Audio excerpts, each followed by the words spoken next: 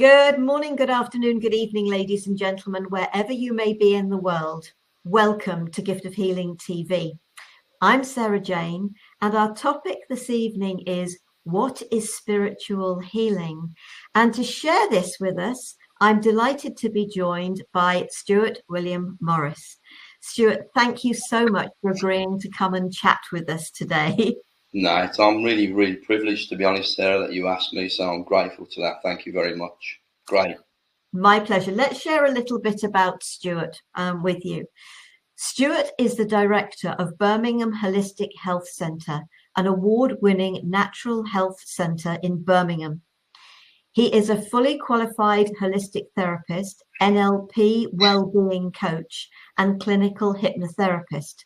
Stuart is a spiritual healer and the author of the book, The Healing Light. Thank you for joining us. And Stuart, start please by sharing a little of your story and how you come to do what you do. Yeah, well, I'll go back. I'm 61 now, so I'm going to go back, 50, 53, 54 years.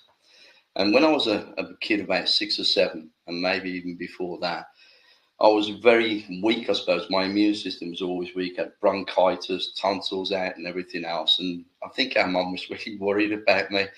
So she would put me in a bed next to hers with our mum and dad, and on the wall, I had a picture, which was in a frame. And it was like a nightlight of its time, I suppose, really. And on this nightlight came with 3 cats. They were just these 3 cats. It was down this picture. And I was ill. I'd been in hospital or something long. I don't remember the exact detail, but this is what I was told. I was ill. And I was in the bed and my breathing wasn't all that good and so forth. And no one was there, just me lying in this bed. I opened my eyes and woke up and I saw the picture of the cats. And the 3 cats faded. And this man's face appeared on the picture and stayed there. Now, I had no reference for this, only Sunday school. And in my own mind, it looked like Jesus, and then it faded after maybe, I can't even remember how long it was, 5 minutes maybe or something, I don't remember. And then I never told anybody this for nearly 50 years. I never said anything to anyone until the dots began to connect later on in my life.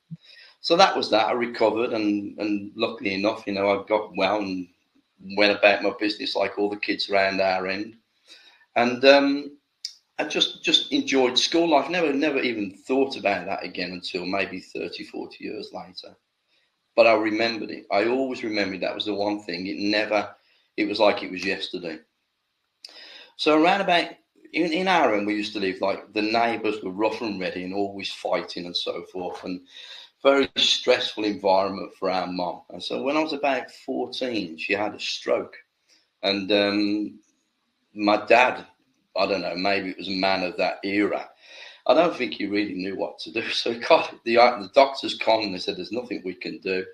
And he went off to his bed at about the 9, 10 o'clock. I don't know his mindset.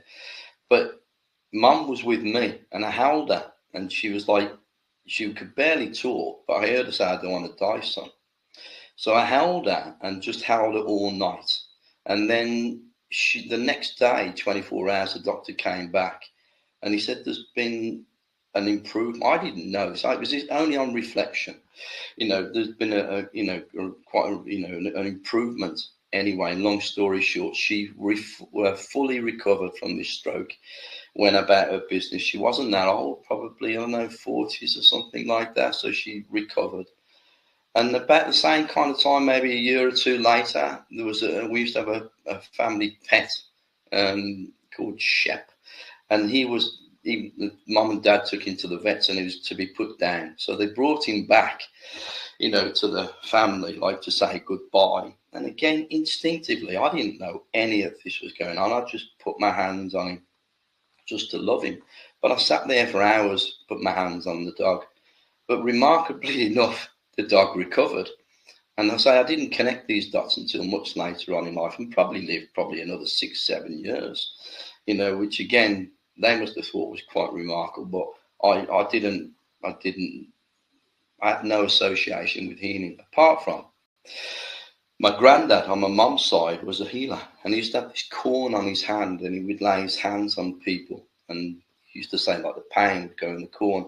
I never met him. He died before I kind of was old enough or whatever to kind of meet him. Anyway, long story short, went about my business, went down the market like everybody else down our end after I finished school. And then at 21, my brother-in-law, who I was really close to, loved him to bits, committed suicide, hung himself, and he had a dramatic effect on me, really profound effect on me. And part of that links to what I do today, and I'll come back to that. So it really left its mark and did something to me, stopped me much. I can't I can't articulate the effect it had on me. Only I lost somebody who I absolutely adored, loved, in so many ways. And then round about that time, I'd met my ex-wife, who was then my girlfriend, and we had this relationship, and it went a little bit kind of astray. We had one child, who was my daughter, who was 2 years old, and then at 26, I got cancer. And in hindsight, it really didn't. It surprised me because my life was so bad at the time. I remember sitting on top of the stairs saying, I can't find a way out of this. If I stay, it's terrible. If I go, it's terrible. And I said, I want to die. And then within 6 months, I had this diagnosis of something called non-Hodgkin's lymphoma, and given 5-6 years and so forth, and this diagnosis. I was a young man, 26. Around about at the same time, my ex-wife, she was pregnant with my son. So where we were, we had no money, because I was at the building trade at the time. We had a 2-year-old daughter and one on the way, and I was faced with this prognosis. So I was very, very stressed. I was stressed before, but even more so. But a sequence of events began to happen that shaped who I am today. In as much as the consultant said, Stuart, you need to learn to relax. They put me on beta blockers, 160 milligrams of beta blockers. I was having panic attacks every day. I was having panic attacks before that, but I really didn't know what they were. Free-floating anxiety, every symptom known to man. As regards to anxiety, I have had in one shape or another. That's the honest truth of it. Anyway, Mum said, have you heard of yoga? There's a yoga class down the road. So here I was, like a 26-year-old man, like I'd not heard of yoga or anything, but I thought I'll go and I'll have a look. And I went down the road and I saw all these women in this class, and I thought, I'll go in and hide. So I hid at the back of the class, and she did this meditation at the end. Very gentle form of yoga. She did this meditation. I lay down and I heard this voice, and it said, learn to forgive again and again and again. And I literally sat up thinking, did someone speak it to me? So it was such a powerful resonance. You don't know if it was man or woman, but it was such a powerful resonance. I think it was in me, around me, throughout me, that I went in search of forgiveness. And today I have a different analogy of forgiveness. Then around about the same time, I was still under treatment. I was going to have some radiotherapy and so forth in the hospital. And I went to see a healer. I used to go to the QE hospital and go and see this healer. And she'd lay her hands on me, a spiritual healer. And she'd say, you expect God to come down and sit next to you and talk to you? And well, actually, I did. It was on some level, that's what I wanted. But she was very gentle, and she kind of knew what I was thinking. She eased me out. But I heard of another type of yoga called Raj Yoga by the Brahma Kumaris. So I rang this man. I said, can I come over? And I could hardly walk. I was so ill. And I got up these steps, and just me and this man, he invited me in. And he explained to me about Raj Yoga, what it is, the connection to the Supreme Soul and so forth, and then did a meditation. And something very, very different happened. And I'm going back 35 years. Something entered the room. They say the peace that passes all understanding. Well, a stillness came into the room, and it was tangible. It was almost like you open a door and you let a breeze come in. It came into the room and settled in the room, just me and this man. And even now, to this day, I honestly believe something extraordinary happened to me that day, whether it was a connection or whether it was something else. But I still believe that that's the day the cancer cell in my body began to turn off. And interestingly, ever since then, that's never moved from me. Sometimes when I'm doing the healing, you can feel that stillness in the room, but it's never left me. I've left it, but it's never left me. So that was the beginning of what I would call a deep spiritual connection. Because from there I used to go home, and I was so ill, I was on my back for 2 years. People would come and go, well-meaning people, but there was no consistency, no fault of anyone's. It's just the way it was. So I would spend hours on my own, and 10, 12 hours in this connection to what I would call divinity, spirit, because it was the only thing I could find that wouldn't let me down. I don't know, I can't explain it any better than that, but I developed this deep connection. Anyway, long story short, because of what had happened to me, I never come out quite the same. In as much as my nature's never changed, but my quest and my search for meaning, purpose began. So I went into holistic therapies, and I trained doing holistic therapies, like you just said there, different therapies, massage. And eventually, after 7 years of doing that, I went on to train and taught yoga and so forth, pranayama yoga. And I started up the complementary therapy unit at Birmingham University, and I ran that for 7 years. And in that time, I guess I was getting a feel for people. So we would have big rugby players come in. I would do some remedial massage, and they were like man mountains. But because 20 minutes into massaging some of these tanks, solid men, something in me just would say, turn over on your side, and I would just press a point on the body, and they would sleep. And then began this dialogue, this feel between something within me and something within them that I couldn't quite fathom out at the time, only to say their interpretation of it was deep relaxation. But then people started to recover from all kinds of illnesses and so forth. Long story short, and a few years into that, my son, who was about 13 at the time, become very ill. Me and his mum, because I changed my demeanour, my search. She couldn't quite get her head around it, because I'd known her since I was at school. So we separated, went our separate ways. And my son must have felt the effects of this. I still believe that on some level, that stress contributed to his diagnosis, which was eventually Crohn's disease. We didn't know that at the time. So there he was at 13 years old. He was bleeding inside, internally. He was 5 stone in weight. He was being tube fed. He was really, really ill. We couldn't get a diagnosis.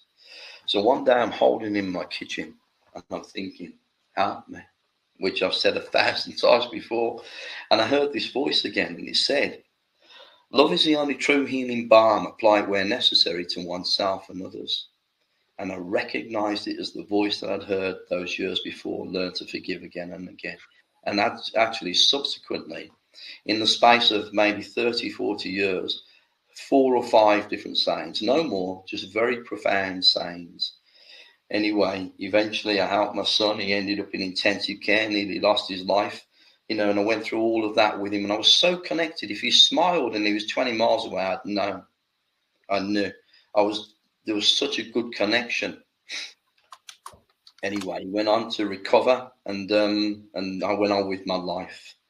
And then about 9 years ago, now I've developed my own practice, got the Birmingham Holistic Health Centre and so forth set up, and I'm all right. I'm doing okay in my own way. I'm doing what I'm supposed to be doing, or so I thought. And then about 9 years ago, I met my wife now, who was a medium, and she was, going to spiritualist churches and all of that stuff. And I've done that. I dipped in and out of all of that. I didn't really get too involved because of the political, part around it. I didn't like the dynamics of it, but I liked the theory of it.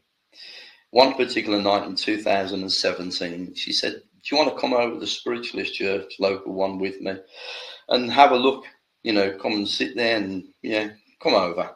So I went over, and she was chatting to everybody at the end of the service, and I'm minding my own business at the back. And an old lady come over to me. called Pat, and she said me and her husband had been running the church for 50 years. She said, have you heard of a man called Harry Edwards? I said, I have. I said, but I don't know anything about him. She said, well, he gave me 2 books. She said, and 25 years ago, we used to travel with Harry Edwards, 50 odd, 60 years ago. And she said, give me 2 books. And I've kept these books for 25 years. So, and she said, he signed them both. And I want to give you one of the books. I said, why do you want to give me one of the books? You've only just met me like 2 minutes ago. Why do you want to give me a book that you kept for 25, 30 years? She said, you have the same energy as him. Now, sometimes people say something to you, and I don't know what it is, but it does something to you, and I couldn't shake it off. So I was in search of who Harry Edwards was. What's he about? And I found that he had a sanctuary, a healing sanctuary in Surrey. He passed away, I don't know, 50, 60 years ago. But these sanctuaries still existed. And they had a course, which was a 2-year accredited course for spiritual healing. Well, I've done all the courses. I didn't need or want to do any more courses. And yet the yearning within me was strong. I have to go down. I have to go down and see if there's something more to this than face value. So I wanted a thunderbolt. I wanted angels, trumpets. I wanted something very, very definitive. Otherwise, I wasn't going to go down this route of a 2-year course. I'm driving from Birmingham, past Gatwick and London on the way down to Surrey, and it's chock-a-block. Now, I don't like traveling at the best of times, but this was it was terrible. So 2.5 hours into the journey, and I'm having a rant in the car. Why the friggin' hell do you want to put a place like this in the middle of nowhere? Anyone looked at me must have thought it was a nutcase. So I'm having this rant of Harry. Why put it in the middle of nowhere? Why can't you just put it in Birmingham? Gone past that, gone down to this open day, and I'm not really happy because it's not doing it for me. I'm not getting this connection, this whatever it was that I thought I needed. So a couple of hours I've looked around, thought this isn't for me. I haven't had an angel, anything that come to me. So on the way out, I spoke to a lady called Val, who was a receptionist. I said, I had an opportunity to train as a healer. I said, but I needed something very definitive for me to do this course. Go down the back, she said, on your way out. She said, it's a place called Cherry Tree Walk, and that's where Harry used to walk every morning. Go down there and have a look, have a walk. So on my way out, I come down, I walk down Cherry Tree Walk, and I sit down on a bench, and I close my eyes, and I heard a voice, and it said, you asked a stupid question. I opened my eyes and I saw the view. Now, it wasn't a thunderbolt, it wasn't angels, trumpets, or anything like that, but it was very, very direct. There's me having a rant. Why do you want to put a place like this in the middle of nowhere? And when I opened my eyes, I saw the view. Beautiful, stunning. Now, in its own way, I didn't need trumpets, but I needed something direct because that's how I am as a man. So from there, I signed up to the course of Harry Edwards. So on my first day, I've got pen and paper and this pad. And I'm sitting, there's a group of maybe 15, 20 people, students, all for the first day. And there's a plaque on the wall and of Harry Edwards. So I'm just looking at this plaque and I ask a question. What's spiritual healing in my own mind? And I heard this voice again. It said, I'm not the divinity, but I'm a voice connected to the divinity. I'm the one who can open up your mind to the presence of God. And then he explained whatever this was. He never ever said, I'm Harry Edwards. He said, I'm a voice connected to the divinity. I'm the one who can open up your mind to the presence of God. He said, spiritual healing, take the idea of energy existing first and foremost. And from the concept of energy as light, you can begin to bring forward the light to someone whose light has become dim.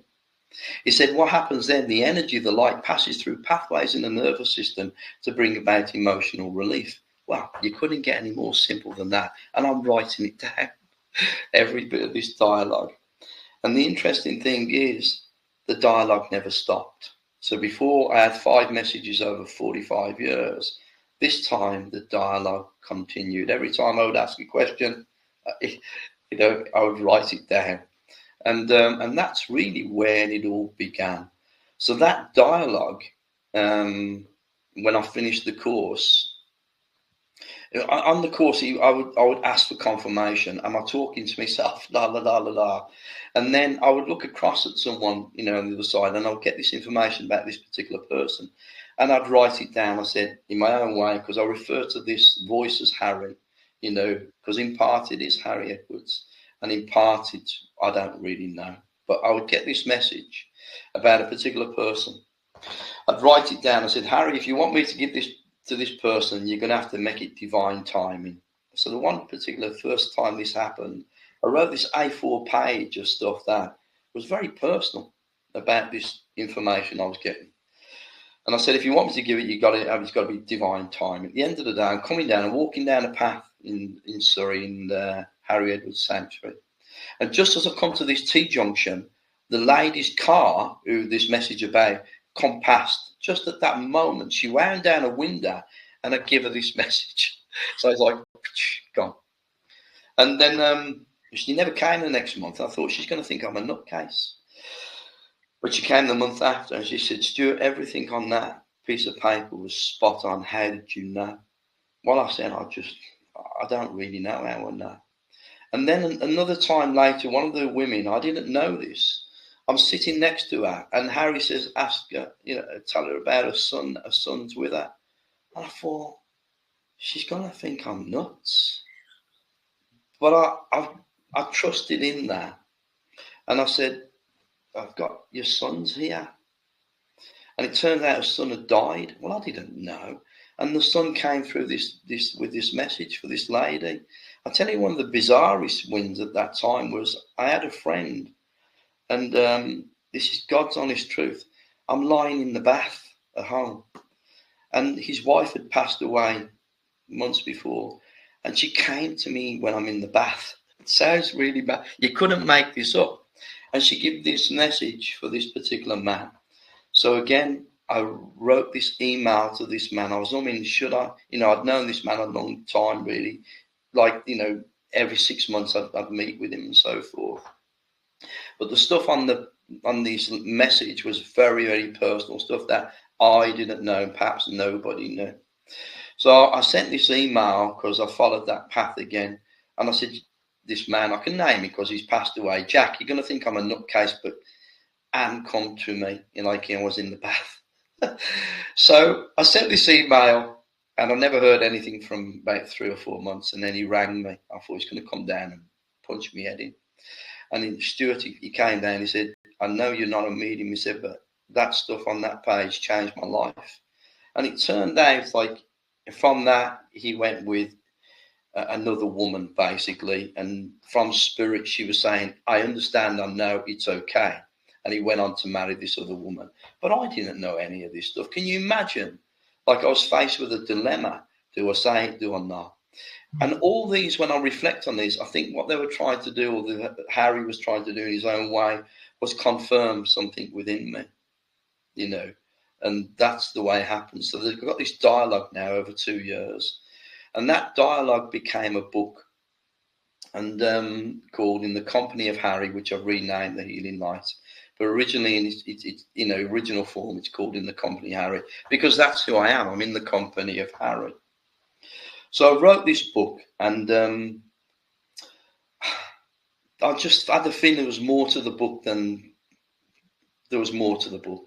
But you doubt yourself, don't you, Sarah? I'm thinking all the way along, did I make this up in my own head? Is this just my imagination? Am I going a little bit balmy?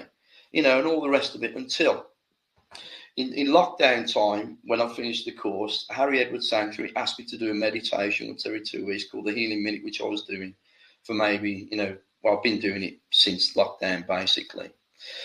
But when I was on the course, I never read a single book by Harry Edwards, not one. And I did that purposely. Why? Because I was getting this at pure source.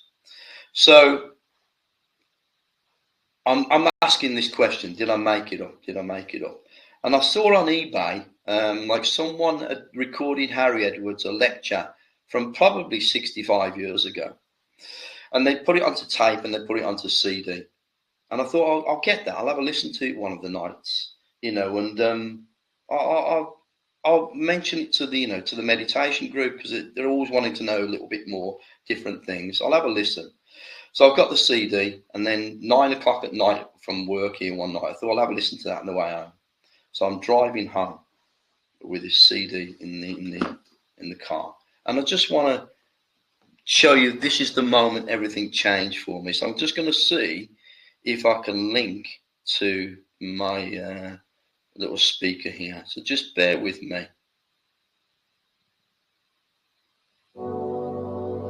Okay, so I want to read you a line out of the book. So this was wrote in 2017. So I'm having this dialogue with Harry, and I'll take you from this part. He said, "I'm not the divinity, but I'm a voice connected to the divinity. With the healing of the incurable, an intelligence superior to human wisdom enters into the picture who knows the way to human wisdom. You're so busy looking for an answer, and yet nature gives you an answer, just be." But it's those first few lines I want you to remember, with the healing of the incurable. Now, so I'm driving home this particular night with this CD recording of Harry from 60 years ago. Listen. This is Harry. But every healing must be a planned act, intelligently directed. With the healing of the incurable, an intelligence superior to human wisdom enters into the picture, who knows the way and the means whereby to remove the cause of the disease and its symptoms. So when I heard that line, I know 100% I had no possible access to that information except out of the ether. So I stopped the car, I pulled over to the side, and I rang my sister. I said, "Sara, this is what's happened. Now I know categorically that this wasn't in my imagination. This is something extraordinary." And so on the back of that, I'm almost on a mission now to change the perception of spiritual healing, because the language is simple, but simple doesn't mean it's not profound. It's very, very profound. There's some beautiful quotes in there. So that became the basis of spiritual healing diploma, and we follow the audio, because what Harry used to get me to do initially was strip away the labels. Strip away the name, your job, your gender, to the truth of who you are. And the truth of who you are, you and I, is light of the world, but not meant in an egotistical way, but the truth. And so that's where the teachings began, and they still go on to this day. So I'm on a quest, for want of a better phrase, because I'm passionate about this.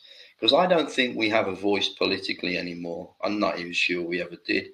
But collectively, I believe that we can create change, when we come together in our areas and so forth, and within each other. Because the analogy of Harry is like that when I asked him that question, what's spiritual healing? It's that same kind of analogy that when someone's ill, their light becomes dim. And you can, when you do spiritual healing, you can illuminate the light within another. It's not rocket science. It's like one candle at a time. And so that's the basis of the teaching and the book, and that's where I'm coming from, and that's the truth of the story. Thank you so much for sharing that. Andrea says hi. So hi, Andrea. How you doing, Andrea? Seriously, I was listening to that and I was thinking about sort of things that have happened with me. Very briefly, I being a Reiki master and teacher, and I was working with somebody, and the tears just streamed down my cheeks. And I got to the sort of the solar plexus and the base chakra, the sacral plexus and the base chakra.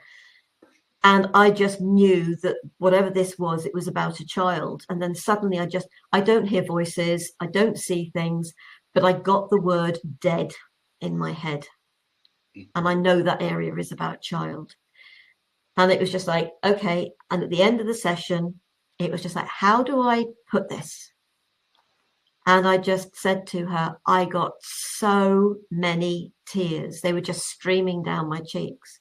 She said, yes, my 20-year-old son dropped dead 2 years ago. Wow. So it's about trusting, Yeah. isn't it? Whatever is going on, people will touch your life at the time that is right for them and for you. Yeah. But it has to be at a time that is right for them. Yeah. And yeah, I get it, sort of, we go into doubt about ourselves, don't we? We really do go into doubt. Really, I've had bones move under my hands with no pressure. How? It doesn't matter. It was totally right for that individual at that point in time. And it's trusting that.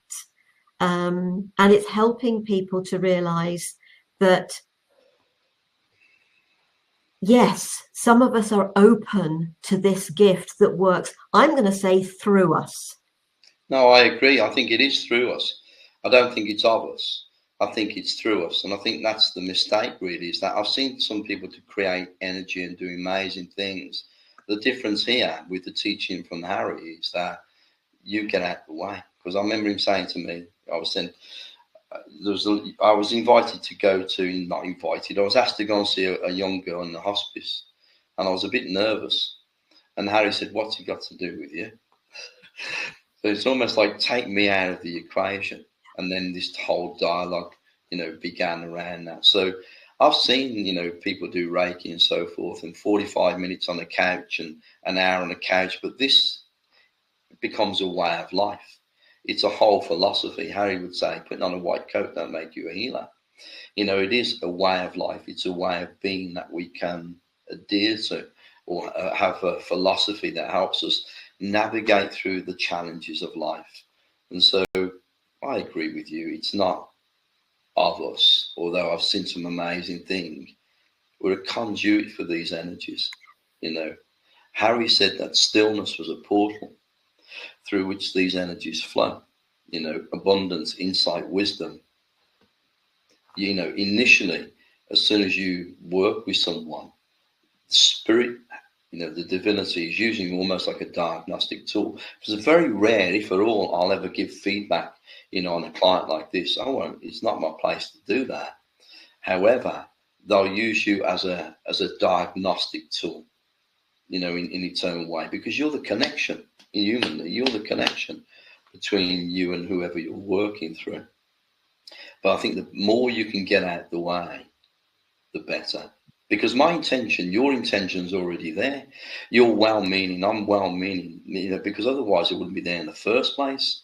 But I'm limited as a man, and that's the honest truth. Of course I am. But the divinity itself, it's unlimited. And so it is. Harry Edwards was an extraordinary human being. And I doubt we'll ever see the likes of him again, for sure. Some of the healings he would do, at Albert Hall in front of 5,000 to 10,000 people were incredible, miraculous. He was so connected to these energies. But that's not to say, that we can't play a part in that. Harry said, what I'm teaching you isn't special. He said the specialness comes from the acceptance that it's not special. In other words, each of us are akin to spirit. Spiritual healing is there to prove to us that we are spirit imparting being. Otherwise, the spiritual healing wouldn't work. So we strip away the labels. I was talking to a lady of a big federation of healers. And she said, Stuart, she said, I wouldn't unleash my students on members of the public in less than 12 months. And I thought, that's where you're wrong, because we're not unleashing anything. What's that to unleash? We're not unleashing like this animal. We're removing the barriers to the truth of who you are. That's the difference. Yeah, it's sort of, I work with sound as well, which is it is so profound what that can do. But when I learned a technique called metamorphic technique, the one thing that it was very, very strict about was that you have to stay totally detached from any outcome. You just couldn't get involved. If they started saying, "Oh, I've heard about shiatsu," and I couldn't turn around and say, "I know somebody who does that." We weren't allowed to give them any information. It was easier not to talk to them because you had to be so careful. And that detachment, my intention is always for the highest good of the individual. And I stay totally detached, regardless of the technique I'm using. I stay totally detached from the outcome, because the outcome is what is right for that individual. We've got Louise here saying, finding this so interesting and informative. Thank you and hello. Thank you. David Bailey says, hi both. Thank you. You've been working this obviously now for quite a while. It's become your way of life. It is, yeah. It changed my life completely. Yeah. Oh, yeah, I couldn't agree more. Learning Reiki and moving through everything that I've done has made so much difference in my life. I think what you'd agree, it's helped us to find who we are. Yeah, I agree. So if I go back all those years, like I was so anxious and, anxiety ridden and so forth, the very thought that I'd be able to kind of speak to another person, or do meditation or travel, it was just so far removed from, I had no self-worth, no self-confidence. It was all robbed from me, taken from me. So in itself, like, this has been a stepping stone, because Harry said to me, your big thing is being let down. He said, I won't let you down. When have I never ever been there for you? And when I look back at my life, every single time something has normally turned up in the shape normally of an old lady. Sounds really strange, doesn't it? And I'll give you two little stories of that. When I first came to Birmingham Holistic Centre, we had this open day. Imagine, like, it was only 3 of us or whatever it was in that first one, and 3 therapists in a couple of rooms. And an old lady took me to one side and she said, Stuart, she said, this is a portal for angels. I said, right. And then she started to tell me things that nobody knew. And then she said, they don't want you to grow too quickly. And the interesting thing was, the day before, I'd bought this big, beautiful sign outside the gates, metal, cost me hundreds. And the tap men come and nicked it. So how did she kind of know these things that nobody knew? And then she was gone. And then earlier last year, my wife was ill. She was in hospital on and off for about 9 months. And come back to that same analogy you just said, we get the healing the right way. Now I realize, and I know, if we look at healing like it's just a physicality, we've lost the plot. It doesn't ever happen like that. Sometimes, there's a physical healing, but more often than not, it's on a level that we can't quite comprehend. It can be a change in someone's perception. It can be, some abundance, anything. We don't really know. It's not our place to say how the healing is going to unfold. But back to my wife. So I'm to and fro in the hospital. And she was in a bad way at one time. And I'm sitting in this chapel, man, at 9, 10 o'clock at night. That was on the way to the hospital. I'm praying, Harry. Because in my head, it should go a certain way. But it wasn't going that way. I wanted a physical recovery. So I'm praying, Harry, God, show me I'm not alone. Show me you're with me. Show me you hear me. You hear me. And with that, I've gone home. Now, a couple of days later, we were due to a show. I was due to a show at the Help the NEC. There's probably about 500-600 people, maybe more at this show. And I went there with a purpose to look at this particular thing. And it was another lady giving it, the big I am. And I'd heard it all before. And I walked to her. It was a load of old rubbish. I'm not interested. Seen it all before. So I'm wandering around the NEC, standing there like Billy No Mates, people muddling around. And I look to my side like that. And this old lady standing next to me.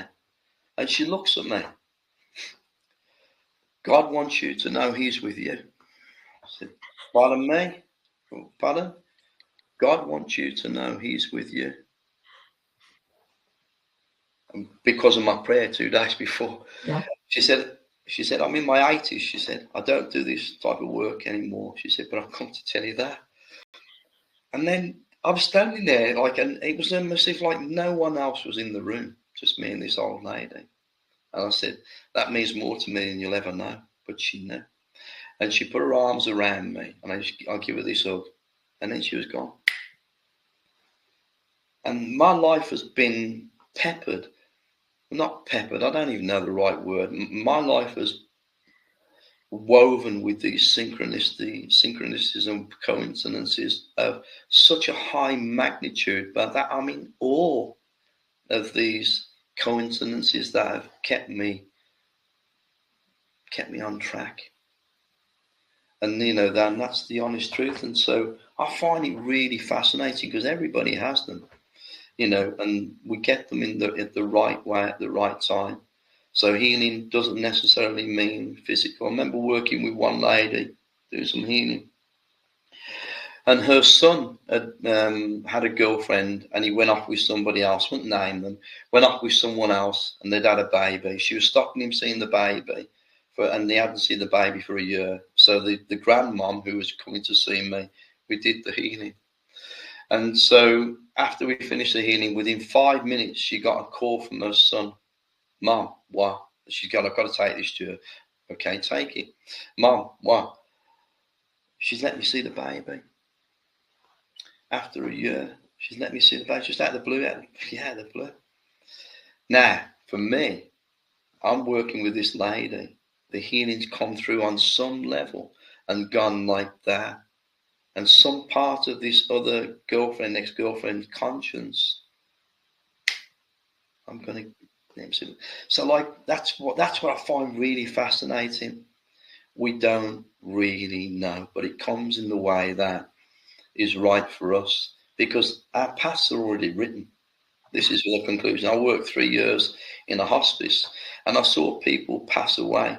I saw a woman being wheeled out in the rain so she could feel the rain on her face for the last time. I'm not going to come away from those experiences the same man. It's not going to happen. So all of these things shape who we are. Harry said, the only necessary qualification you need for to become a spiritual healer is compassion. Well, how do we get compassion? It's from the depth of the despair because you understand human nature, don't you? When you live through these trials and tribulations, they shape you. I've seen, famous people, and so forth, and what they knew, and you could put on the back of a postage stamp. It's like having a nice cover, but beyond the cover, there's not much there.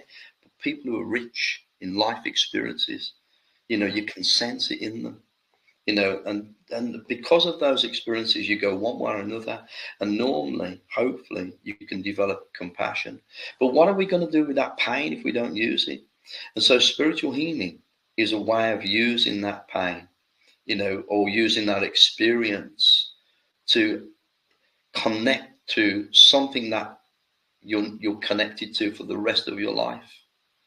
It's from your beginning and your incarnation to your last breath. And what if you could develop a relationship with whatever that name you want to put on that? What changes then? If you really knew you weren't alone, what changes in your life?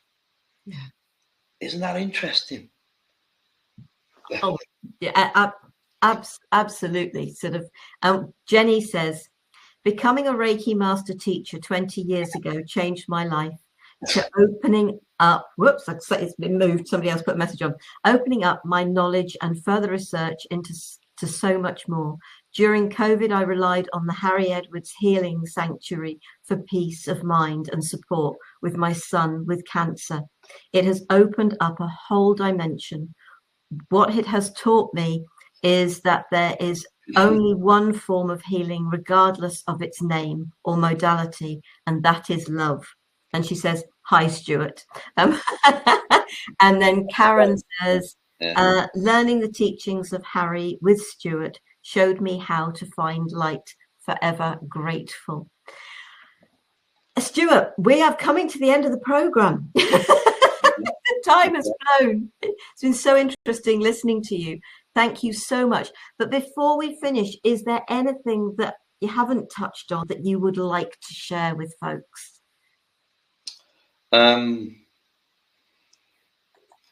You don't need to come onto a course, really. You know, the courses are here to give you, I suppose, continuity, structure and support and all of that. But if you could just maybe just close your eyes and just, you know, still your breath and sense what's around you, and then perhaps begin to connect to that in your own unique way. And at some point in your own imagination or your own mind or in whatever way you want, ask a question. You know, and then you won't need to look outside of that for the right answers, you know, and if you could develop like anything, like if I, you know, saw a friend and I don't know, any kind of relationship, and it was only once in a blue moon, there wouldn't really be that much of a connection generally. But if I'm seeing that person every day and developing a connection, a relationship, ultimately trust begins to develop. So I would encourage everyone in their own way just to be still 5-10 minutes a day, you know, and connect to that stillness and see what comes through, you know. And Harry said a beautiful quote. He said, peace is the greatest ambassador for change in oneself and others. Well, start there. Absolutely. Absolutely. Thank you so very much. And just quickly, Andrea, Stuart helped me on my healing journey. I am forever grateful. James Tinney says, thanks, Stuart. Great to hear your story. So I mean, all these people are great people. They're amazing stories that you've mentioned their names. Incredible, humbling experience to be with, you know, good people, ordinary people who kind of open up. And James is one of those. And, you know, David, an amazing man I'm going to meet next week. All of these people and yourself, you know, we've all got a story, you know, for sure. Amazing. Human nature's wonderful, isn't it, really? When given opportunity and chance. Yeah, absolutely. So thank you so very much for sharing with us today. It's been an absolute pleasure. Folks, I have put the so Stuart's website address, www.spiritualhealing.co.uk.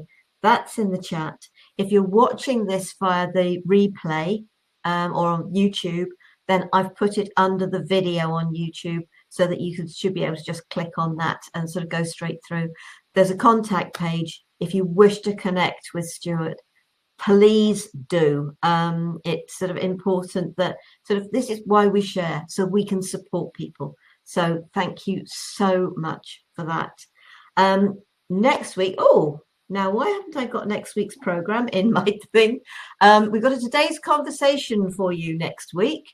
And yes, I hope you'll join us for that, because I can't tell you what it is because for some reason it's not on my sheet. But it's a lovely conversation. It'll be between four of us, myself, my two co-hosts, and our guest, Bina Di Livio. And we have great fun with these conversations. So I hope you'll think about joining us for that. Stuart, thank you. Thank you to all of you that's joined us this evening for the programme, and we'll see you again soon. Thank you very much, Sarah. I mean, you know, you're an incredible woman. You've been doing this for years, and I know you're dedicated, you know, so you give people a voice and, you know, you're dedicating for sharing that message in whatever form it comes. So thank you very much. God bless. My absolute pleasure. Take care. Be safe. See you later. See you later. Bye.